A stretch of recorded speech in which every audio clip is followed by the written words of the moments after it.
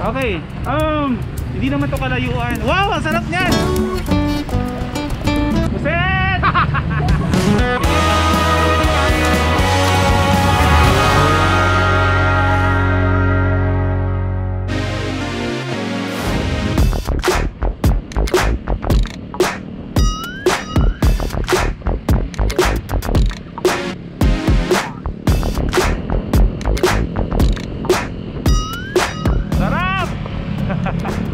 Malolos flyover. Good morning mga first timers. Anong first time ang meron sa inyo ngayon?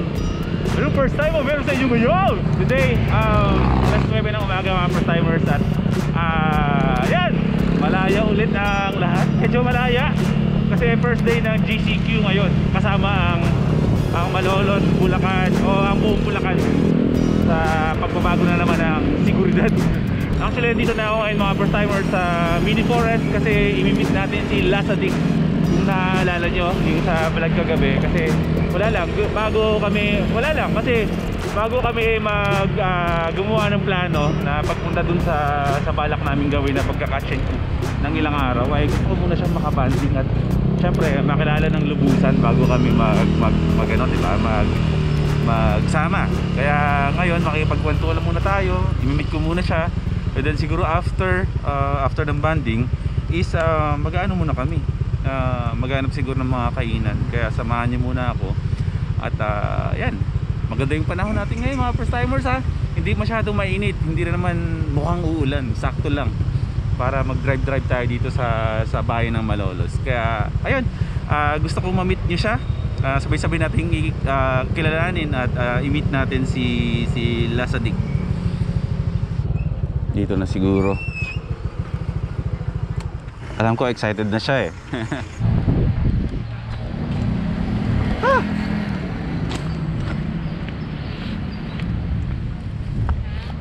Ano meron dito? Nakikita ko na siya sa kalayuan. Lasadik! Kung kakaway-kaway pa sa malayo. Ano, kamusta bro? Okay lang, please. Nice meeting you. Lasadik. Guys. O siya, sige, mag-uusap muna kami ha. Tapos mamaya, mag-iikot-ikot pa tayo dito. Mag-iikot-ikot pa tayo. Di ba ano ka bro? Taga Bulacan ka rin, di ba? Okay, Hagonoy. Taga Hagonoy. O sige, mag-uusap muna kami. Tapos mamaya na lang na. Okay, mga first timers, gusto ko ipakilala sa inyo si Lasadik.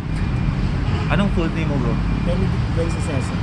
Benedict Buensuceso. Saan ang galing yung Lasadik? Meron ako isang subscriber sa una kong vlog. Iyon yung tinawag niya sa akin. Lasadik? Sabi, Lasadik na lang daw ang ilagay ko. Bumili kasi ako ng lapel sa Lazada.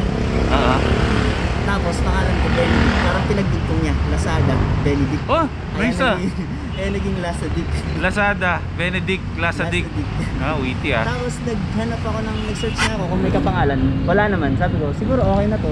Medyo madali naman matandaan. Oo. Tapos, ayun nga, magkatugtong naman siya, walang kapangalan. So, nag-okay na ako dun. Nice name yung bro, ang ganda ah. So, ayan, si Lasadik mga first timers. Napansin ko dati, nagko-comment ka na dati sa mga ano ko. Ano pa lang, 50 subs. Kaso hindi ako nakaka-reply agad. Medyo may pagkakalimutan kasi ako mga first timers. Nababasa ko yung comment, kahit na gusto kong replyan, pag naagaw ng attention ko, yung ibang comment, hindi ko na nare-replyan. Nag-PM siya sa akin na hindi ko rin agad din naman kasi nababasa kasi nga, syempre dahil din sa kabisihan at ang dami rin nagme-message is hindi ko nasisilip. Pero ang unang kumuha sa akin ng attention niya, matagal kita naging friend sa Facebook. Diba? Matagal kitang na-accept. Pero ang unang kumuha ng attention ko sa akin is yung ginagawa niya nung nag-post siya sa Facebook niya na nanguhuli siya ng mga hipon, talangka, di ba? Halimasag, talaba. Diyos ko, di ba dati, ganun yung mga pinaggagawa ko. Siguro mga sa kauna-una mga vlogs ko pa, talagang sabi ko, gustong-gusto kong ma-experience yung ganun. Kasi nanonood nga ako sa mga foreign vlogs na mga ganung klaseng ginagawa. Kasi nag-enjoy ako, nag-relax ako. Siguro dahil nakarelate ako kasi pareho tayong gustong gumawa ng relax na vlogs. Mahilig tayo sa adventure, di ba? Kasi sa panahon ngayon, sa sobrang stressful na mundo, kailangan natin makapag-relax kahit sa kung ano yung naririnig natin, kung ano yung napapanood natin. Dapat piliin natin para makatulong sa atin para paano mag-relax, kasi lahat ng mga balita ngayon hindi na maganda yung ano yung Nakikita natin, nakikita, di ba? Lahat puro negatibo na eh. So tulungan natin, tayo mismo sa sarili natin ang tutulong para maging okay tayo. Ngayon bro, meron akong tanong sa'yo. Bakit ka nasa YouTube? Ano ang pangarap mo sa YouTube? Kasi karamihan ngayon, lalo na sa panahon ngayon, pinapasok ang YouTube kasi given na yun, mayroong pangarap. Ngayon, ikwento mo sa amin kung ano yung pangarap mo. Hello po muna sa mga first timers. Sa totoo lang po, marami kong pangarap kung bakit ako pumasok sa mundo ng pag-vlog. Hindi ko lang po nasasabi pa dun sa mga content ko nung nakakaraan. Isa na po dun yung sa nanay ko na na kasi siya, magsi-senior na siya. Hindi na siya pwedeng mag-renew next na gustuhin man niyang bumalik. Hindi na pwede kasi senior na. So mag-stay na siya dito.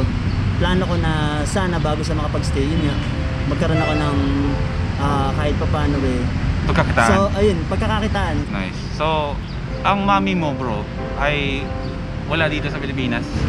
Nasa Kuwait pa siya. Nasa Kuwait siya, pero pag uwi niya dito wala na siyang trabaho, di ba, kasi senior na siya. So parang ang pangarap mo is nakasuporta ka na sa kanya. Para pag nagpapahinga na siya, ako naman yung nagbabalik ng lahat ng sakripisyo na ginawa niya, makapagbalik dun sa ginawa niya para sa amin na ilang years. Pero anong trabaho mo talaga bro? Dati marami akong naging trabaho ko is nag-online selling din ako nitong last. Pero dati may mga naging trabaho ako. Nga, mula bata pa lang kasi talagang sa palaisdaan ako nag-start. Grade 5 pa lang. Nagtatrabaho ka na sa palaisdaan? Ako doon. Nagpapakain kami ng mga isda. Nagbubuhat kami ng mga pigs, ng mga dinapay. Napapakain para dun sa isda. So sanay na sanay ka talaga sa mga batakan na trabaho? Nagtatambak din kami ng mga palaisdaan, yung pilapil. Pilapil. Para lagyan ng mga kahon-kahon yung mga tubigan. Sabi ko na nga ba hindi ako nagkamali na yung first impression ko kay Lasadik ay isang masipag na tao talaga. Kailangan talaga natin gusto ko yung ano mo na yan, yung perception mo sa buhay na yan na meron kang pangarap at nagsisipag ka. Kaya nakakatuwa talaga, ewan ko, natutuwa ako dahil siguro masipag ako, kaya natutuwa ako sa mga taong tulad ko na masisipag din. Kaya bro, excited na ako sa gagawin natin. Sobra. Ilang araw kaming magsasama. Ay parang gustong sumama ni Prisha. Okay lang Koys, wala tayong problema dun. Kasi alam mo si Prisha, lumaki din siya sa ganyan bro. Diba, tignan mo sa kanya, parang wala sa itsura niya na gano'n. Pero si Prisha, lumaki siyang nagtatanim ng palay. As in, lumaki silang marunong sa buhay na masipag. Kaya sabi niya, hindi na niya kasi nagagawa yung mga ganong bagay. Sabi niya, gusto kong maranasan ulit yung gano'n, yung mga ganyang simpleng bagay na nagagawa niya dati, ngayon hindi niya na nagagawa. So ayan, makikilala mo siya, mag-enjoy tayo, parang mamumuhay lang tayo bro ng normal. Kung ano yung ginagalawan mo doon, yun yung kumbaga kung ano yung buhay mo, yun yung ipaparanas mo sa amin. So hindi ako ang nagbibigay sa bro ng chance. Ikaw yung magbibigay ng chance para sa akin, para sa amin na maranasan namin yung pamumuhay mo. Kaya maraming salamat dude. Ako bahala sa'yo. So ayun, yun yung mga dapat yung abangan mga first timers, as in magiging adventurous tayo. Sobrang chill na vlog kasi yun lang naman talaga yung goal natin, ang makapagbigay ng saya, ng kalmado lang, at maging positive lang tayo palagi sa buhay. Di ba bro? Yun ang mahalaga, di ba? Dapat masaya ka talaga. Kaya ayun, siguro after dito mag-iikot-ikot na kami. Gala tayo muna. Wag mali yung term na gala eh. Ikot muna tayo. Sa panahon ngayon, mali yung term na gala. Mag-ikot-ikot muna tayo, maghanap muna tayo. Kumain ka na ba? Hindi pa. Ako rin, hindi ako kumain. Kakain tayo bro. Sige. Kain muna kami. Hindi na. Parang pang welding na yun Dumami na naman yung mga tao dito. Kasi yung mga nakarang araw, habang nagdadaan ako dito, lagi ko dinadaanan to kaunti lang tao dito, halos wala lumalabas ngayon. Back to normal na naman tayo. Basta mag-ingat lang tayo first timers kapag nalabas. Kahit GCQ lagi mong paalala, nag-GCQ lang, pero yung virus andyan pa rin. So kailangan pa rin natin mag-ingat at mapagmatsyag sa paligid natin, lumistasya tayo sa mga tao, hindi masama gawin yung ngayon para sa protection natin lahat, no? Maghahanap lang muna kami nila sa dik na pwede namin kainan. So bro, ayan, nasa dik, subscribe yung mga first timers ha. Nasa comment section, nakapin nyo yung channel niya para sabay-sabay natin masubaybayan yung mga gagawin namin sa next week na yun, next week na. Hindi lang natin alam kung saan kami makakahanap ng mga kainan kasi nga ngayon lang ulit magbubukas yung mga establishments dito sa amin sa Malolos. Hanap-hanap lang tayo ng pwedeng kakainan.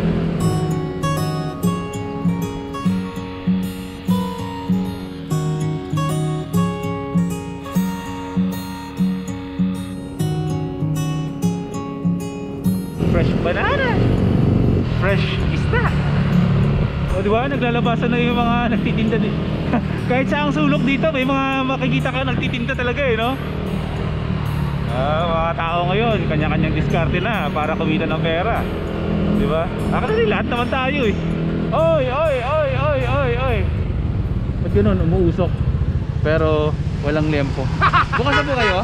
Bukas na po kayo? May liempo po kayo? Nagtitinda kayo ng liempo?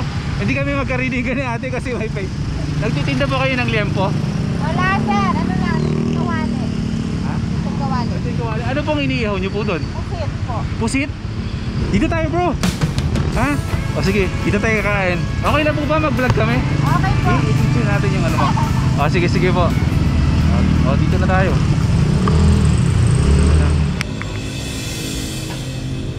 Bro, sa tingin mo may mga isda sa ganito? Sa tingin mo may isda sa mga ganyan? Meron din. Pero siguro hindi siya gano'ng karami din. Yung malilit lang yan yung tinatawag nila ng luwalo. Mga ganun lang no. Kasi kadalasan yung maraming isda, di ba doon natin nakikita sa may kung saan dumadaan yung ilog na abot ng dagat. Oh, kita mo may natutunan agad ako. Kasi nagtataka ako kasi di ba minsan natutuyuan. Tapos minsan pag may tubig may isda, hindi ko alam kung saan nagagaling yung isda.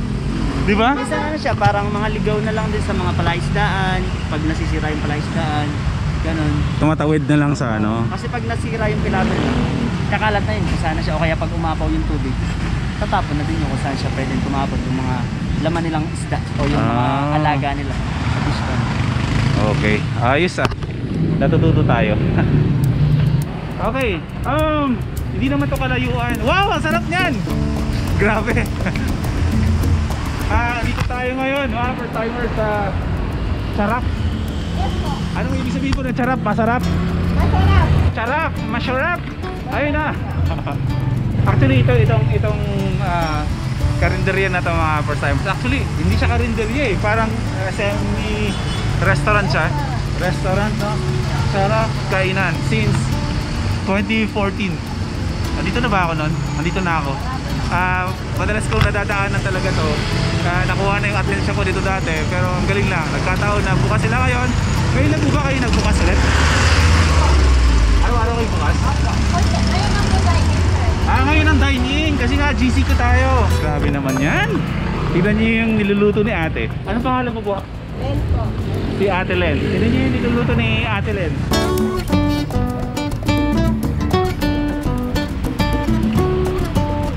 Bestseller niyo po to? Sayang wala si Gertie. Gusto pa naman niya yung mga ganyan.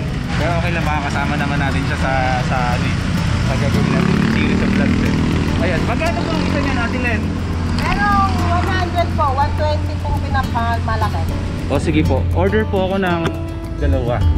Yung pinakamalaki po. Opo, kahit ano na po. Ito 120, ito 3,100 na lang. Sige. Sige po, 220 na. Okay, ito located lang to. Anong street po to? Mabili po. Mabini. Okay, sa mga gustong pumunta dito kasi for sure pupuntahan niyo to kasi sinusundan niyo kung saan ako kumakain is nasa Barangay Mabini. Nasa Mohon. So, kung galing kayo ng hindi i-waste nyo na lang tsaka i-google sa Mohon. Tapos makikita nyo naman dito yan. Anong pinaka basta makikita nyo yan. Sharap. Sigurado, sharap yan. Sigurado. Diba? Umorder ako bro. Kunwari ako nagtitinda. Buset! Okay lang ako magtinda. Okay lang ako magtinda. Subukan ko na lang. Hindi, joke lang.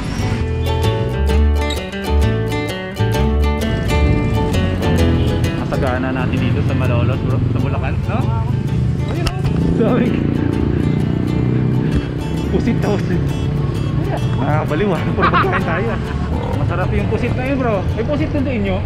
Hindi no? Meron may nabibili dun guys. Kaya lang, ang ano nun, ang nakakahuli nun kasi yung sinasabi sa'yo, yung Norway. Ah, yung Norway. Yung malalaking baka. Ang dami na namin pinagkikwentuhan dito mga first timers. Sobrang na-excite na ako. Galing dito bro. Merong mga cottages dito para tayo nasa Tagaytay ah. Dito naman tayo para at least if ever man dumating ng mga tao doon, malayo tayo sa kanila. Magkunwari nasa Tagaytay na lang tayo. Welcome to Tagaytay! Na-excite ka bro? Super. Ako rin eh. Sarap no, no? Isipin mo. Dalawa kami ni Gertie pupunta doon sa inyo. Nakapakpa kami lahat kasi dala-dala lahat ng mga gamit namin. Pero sisikapin pa rin natin na may daily uploads tayo doon. Isimple lang naman natin eh. Simpleng vlog, chill vlogs. Madali lang naman yan eh. May electric fan po tayo. Yan. Dito na yung pagkain natin. Dalawa yan bro. Tigisa tayo. Sarap! Ha? May na ka ba kumain? Malakas din. Oo, malakas. Malakas tayo. Tigisa tayo. Tsaka meron tayong kape bro. Yan. Thank you po. Mami Len. Ay, Mami Len. Ate Len. Ba't ka ba naging tinawag na ma'am? Naging ma... Parang natuloy kami nasa dagat kagad. Mechanic pa. Oo bro.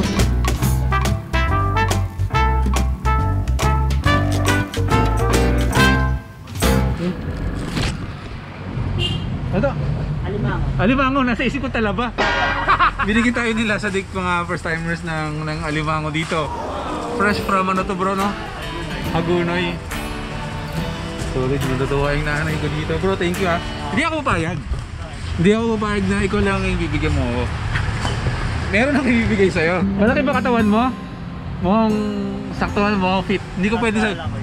Meron ako dito bro, kasi hindi pa pwedeng ikaw lang ang magbi-bless sa akin. Dapat i-bless din kita. Small yan eh, pero sana magkasya talaga sa'yo yan. Kahit di kasya to ko isusos. Kasya? Kasya. Kasya yan bro. Ano naman eh, fit naman yung katawan mo eh. Sige, suot mo nga. O, kasya ba? Sana magkasya. Wala ka namang tiyan eh. Wala. Oh.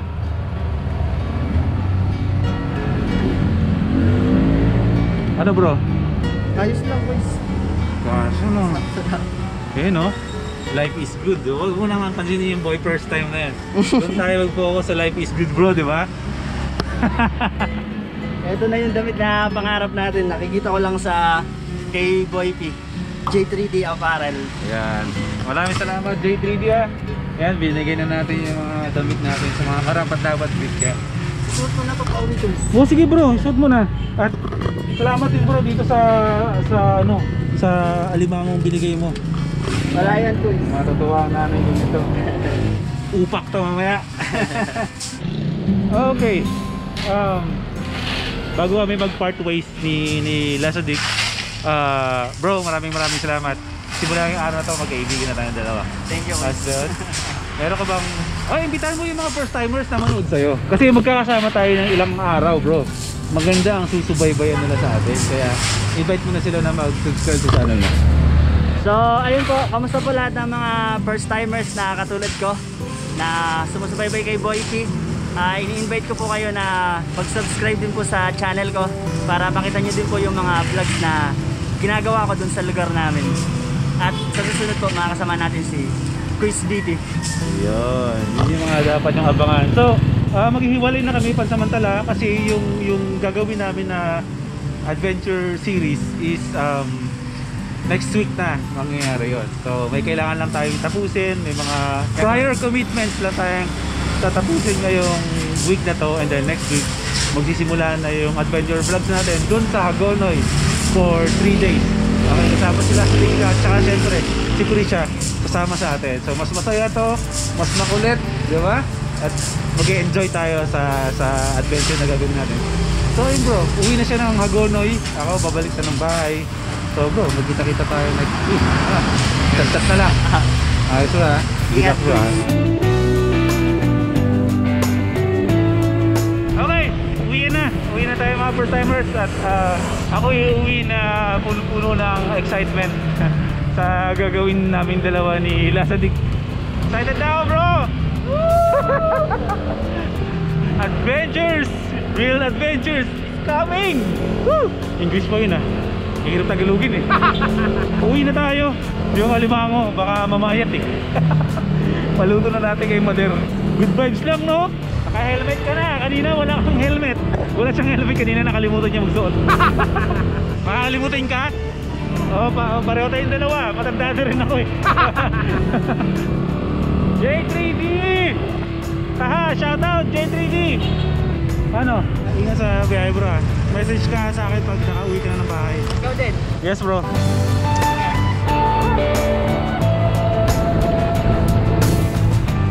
So yun mga first timers, ang saya no, kalahating araw lang yun. Pero good vibes eh. Dito ko na tatapusin yung vlog natin kasi mga kalahating araw pa lang. Pero mga first timers, ako talaga sabi ko nga sobrang siguro nagkataon lang din talaga na kahit pa paano is may unti-unti na rin nangyayari sa mga pangarap ko. Unti-unti ko na rin siya nakikita na parang natutupad ko na. Hindi ko pa naman siya naaabot talaga ng sobra, pero alam ko nandun na ako. Kaya in return natutuwa ako. Willing din talaga ako na gawin to para sa mga taong deserving din talagang tulungan. Kaya ayun. Na-excite talaga ako mga first timers kasi bihira. Living the life talaga yun. Pag nasa dagat na tayo, grabe pangarap ko talaga yun. Kaya shoutout kay Lasadik bro. Maraming salamat. Maraming salamat sa pagkakataon na ipaparanas mo sa akin yung buhay mo dyan sa tabing dagat. Life is good mga first timers. See you tomorrow. Mag-iingat kayo palagi. When I think of every time you let me down, I start to lose control. I am going crazy, feeling sorry for myself. Now I'm standing naked. Will I ever see the end? Nay, may bibigay ako sa'yo. Jaran! Wow. Wala mo ano to? McDonald's? Galing kay Lasadik. Alimango. Wow. Saan galing? Hagonoy. Thank you. Favorites. Sabi ko sa'yo bro eh, matutuwa eh. Kita-kits bukas.